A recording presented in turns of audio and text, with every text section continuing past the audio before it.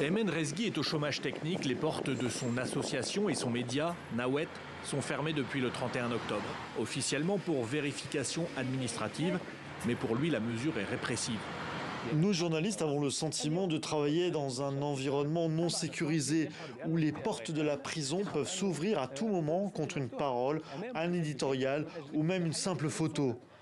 Nous vivons une grande précarité économique. Du jour au lendemain, nous pouvons nous retrouver sans emploi dans la rue, comme cela s'est produit avec la fermeture de notre siège qui nous a laissés littéralement dehors.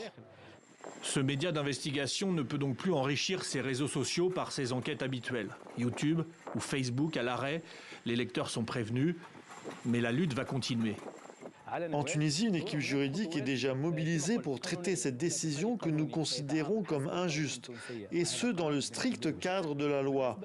Nous nous préparons à une grande campagne médiatique et civile qui ne défendra pas uniquement Nawat, mais toutes les voix libres, celles que le pouvoir en place semble de moins en moins disposé à écouter ou à tolérer. Aymen n'est pas le seul à combattre. De nombreuses associations sont touchées par la suspension. On le retrouve à une conférence, celle de la Journée mondiale contre l'impunité. Elle rassemble des voix favorables à la liberté d'expression.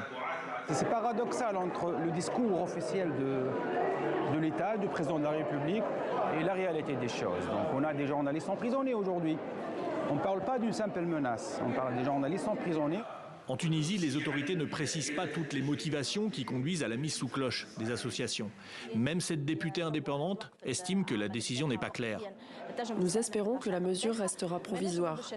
Nous ne sommes pas opposés à la transparence, mais nous souhaitons que les raisons de ces suspensions soient strictement administratives et non destinées à restreindre ou à étouffer la société civile.